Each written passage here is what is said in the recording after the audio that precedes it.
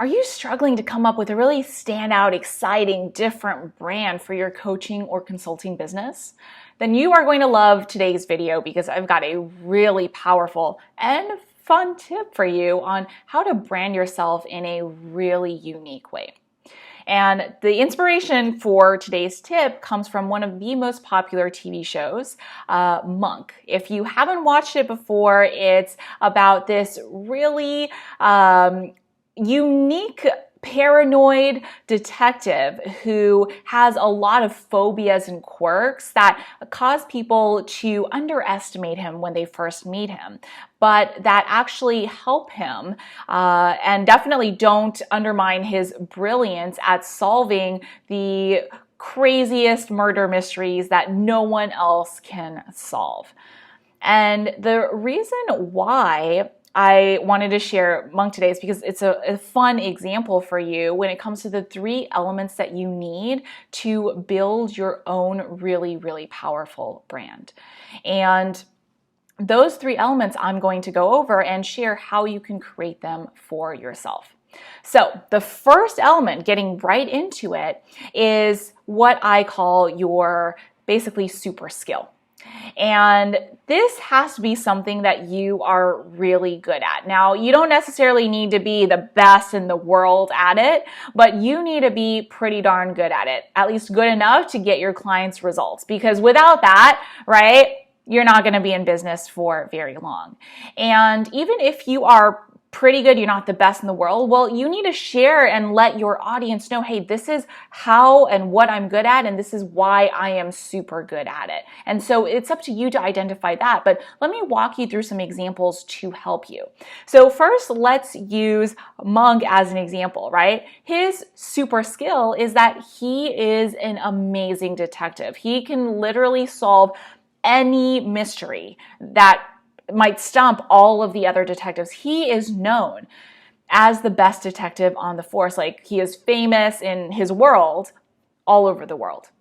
And that's what he's known for, just that one skill. Now, how that relates to you in your coaching or consulting business is whatever it is you help your clients do, whether you are a health coach, a relationship coach, a digital advertising consultant, whatever that is, how are you the best at what you do?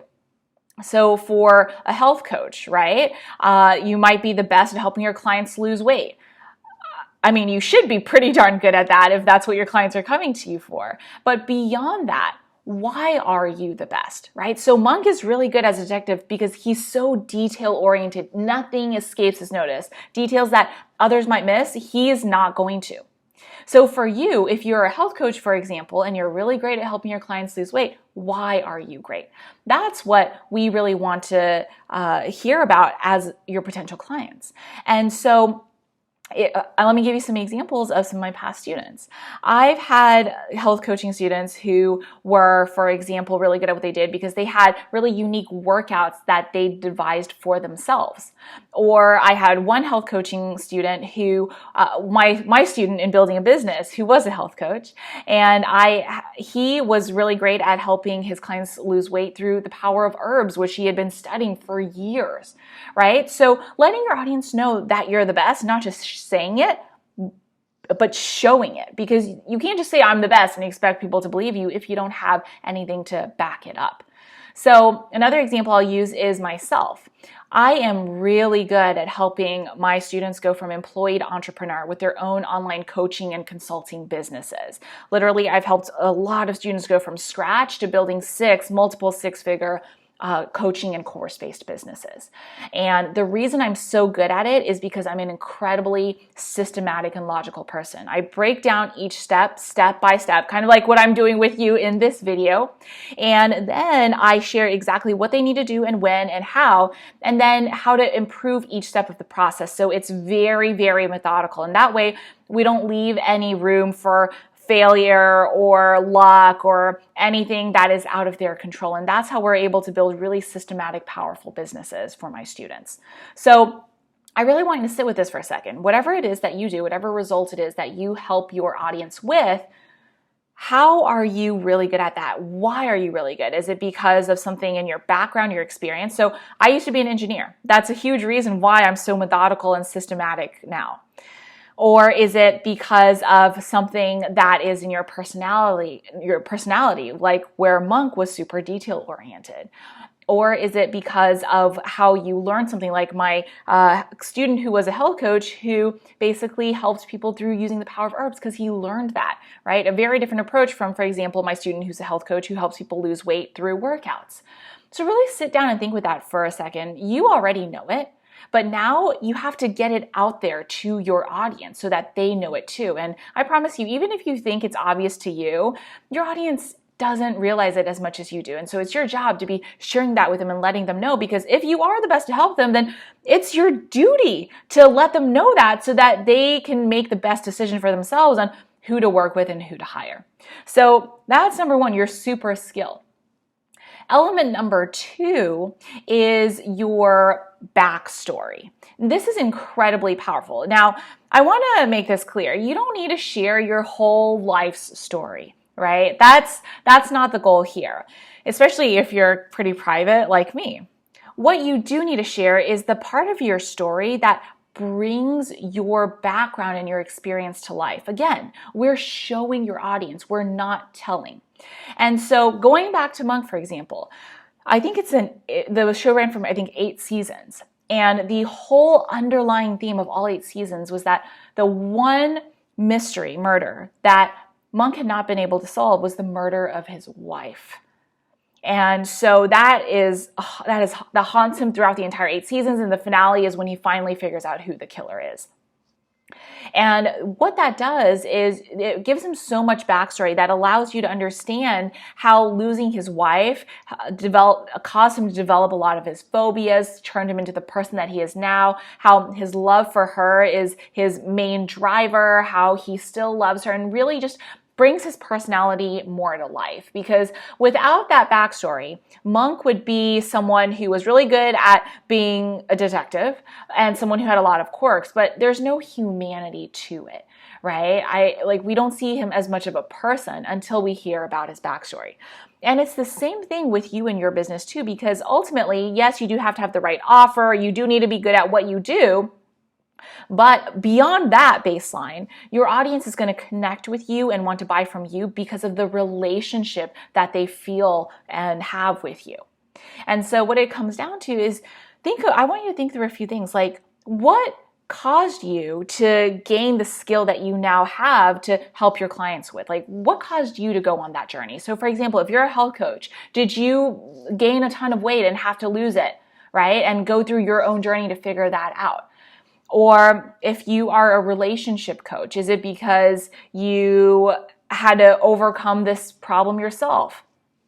What caused you to want to learn that? Now, you don't necessarily have to have gone through that yourself. I have clients, for example, speaking of relationship coaching, one of my best students who is a relationship coach did that in her job.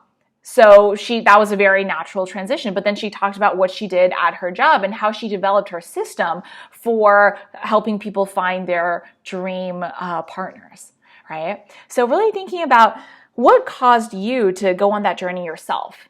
Also, as I just hinted at, what kind of was the catalyst for you to develop your system in a way that makes it so different from what everyone else in your industry does?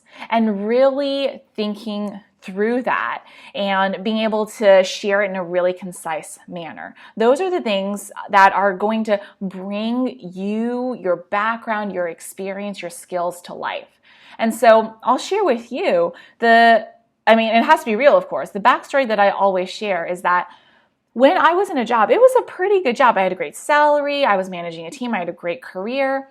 But I felt really unfulfilled, right? I would see what, for example, the senior vice presidents at my company were doing and just think, okay, if I'm going to be doing that in a few years, I don't know if that's really exciting or fulfilling to me. But at the same time, because things were good enough and because my parents were super proud that I had gone to a good school, found a good job, and was living the American dream that my parents were immigrants that they had really wanted for their children, I just wasn't super motivated to build my business on the side.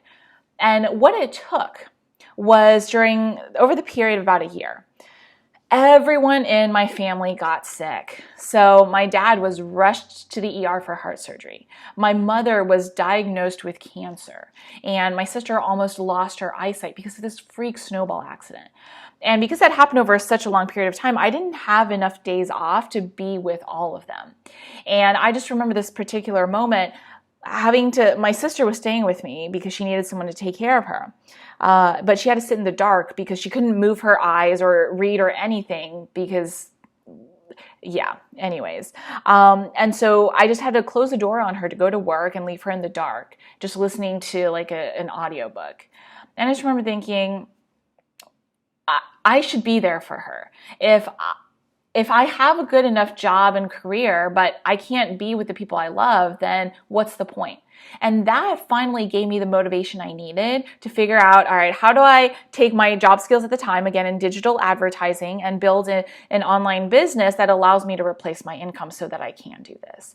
And so that's a huge piece of my backstory that I share with my audience so that they can understand where I'm coming from. I'm not just this two-dimensional person who is good at helping you build your business and used to be an engineer. I'm a real person with emotions and dreams and who really cares because of what I went through.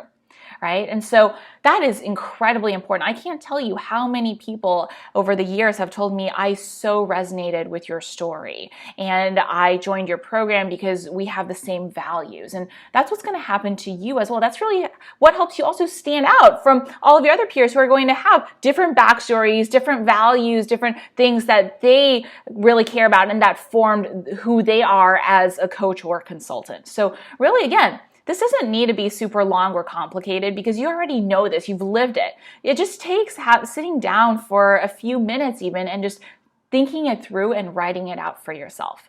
So that's element number 2. The final element, which is also super important, is your character. And what I mean by this is, let's go back to the monk example again. So when you think about Monk, he has so many phobias, it's ridiculous. He's afraid of like milk, spiders, snakes, I think falling clouds. Don't quote me on all of these, but he's afraid of pretty much ladders, everything you can think of. There are quite a few episodes dedicated to this. And like that is something that creates a lot of interest during all the episodes where somehow his phobia will come in and it affects the way that he works, or it creates some interesting tension for us to watch. And that's something that really, again, separates him from all the other detectives. He's not just a detective who's good at solving mysteries whose wife died. He's one with all of these phobias that make for a really interesting story. All right. Another thing that Monk does is that when he's at a crime scene, he does this thing with his hands to kind of really evaluate it and frame the scene. And so that's also a really big deal. It's just another one of his quirks of his character, right? And so that's something that even when they make a documentary on him in one of the episodes, they really highlight because that's another special thing that he does. So these little things, what they do, and why this is so important is because, again, it takes you from being a two-dimensional person who's just sharing posts and emails and content to someone who is a real person to your audience, which, again, creates that relationship with them, which is ultimately what leads to you having an actual community, lifetime fans and lifetime customers. And so you want to be thinking about these quirks and this character for you and for your audience, right? And it doesn't need to be anything super crazy. So for example, let me just give you an example of one of my students. I was telling her about this and she thought, well, I don't have anything super crazy to share. Actually, she did. She had a really successful career in a male-dominated industry. And she done it while being a single mother. So she had a lot of story to share about how even one time she brought her baby to work, or she had to go into work, but she couldn't find childcare, so she had to bring her baby into work. And she was telling her manager that, and her manager said, okay, why don't you just, put the baby under the desk and they'll be fine, right? Just like her manager's not getting what it was like to have to raise a child on her own. Not only that, so there were a lot of things she could share about that. Her daughter being her motivation, being her inspiration, just really powerful things that bring her personality to life over the internet. Another thing about her was that she had transitioned careers a lot, right? So she was a career coach, and this was actually really helpful, where she shared that she had basically worked with children, she had been a computer programmer, and then she moved into being a lawyer. And so these are all stories that she was able to share about her different times in completely different industries, how she transitioned, and really talk about that as someone who follows her passions. And ultimately, those two things are two examples that really made her connection with her audience so much more powerful and helped her stand out versus all of the other career coaches in her industry. So those are just two examples. And again, it doesn't have to be something crazy like Monk where you have a ton of phobias or you do something crazy, right? Let me give you one more example of myself.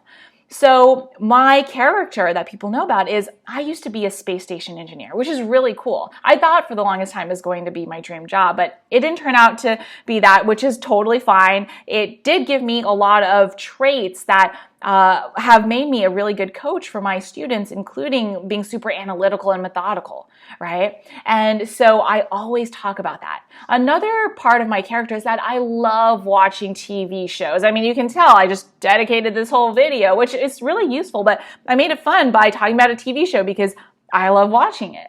I'll often talk about my other favorites like Billions or Modern Family or The Marvelous Mrs. Maisel or a whole bunch of shows I'm watching. And what that does is not only does it allow me to make my content more interesting because I'm talking about TV shows versus just giving content like how-tos, but also makes it more interesting for me because I'm talking about things that I like. And it also makes me, again, more three-dimensional to my audience.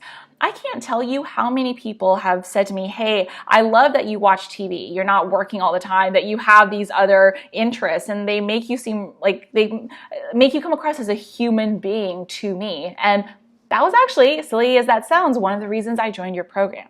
So again, I'm sharing with you these tidbits so that you can see that everything I'm sharing with you is actually proven and works. And I mean, Monk is one of the most successful TV shows of all time. So, this is very proven. And as silly or as simple as some of these might seem, not silly, but just simple, doing this repeatedly and consistently makes a massive difference. So what I really recommend that you do is, again, pause or think about it for a few minutes, write down things about your character that your audience is going to relate to, things that you love doing or love talking about, so that you can share them with your audience and again, create this really three-dimensional brand in your audience's mind so that you are not just, okay, that coach, right? You are the coach for them. And so hopefully you found this helpful. You found the three elements really kind of helping you get your own juices flowing in the examples I've shared. And you can go out there and start doing this because I promise you most of your competitors aren't. So if you start doing this, you are going to stand out way more. You're going to see people relating to you way more. You're going to have people telling you how much they loved your content, resonated with it, and how it ultimately was a huge deciding factor in them deciding to work with you or join your program. So that's it for today. I do have another really epic video for you if you found this helpful, so make sure you check it out by clicking on the video right there. And aside from that, make sure you hit the subscribe button to be notified when I release a new video every week, just as fun and useful as this one. And I will see you next time.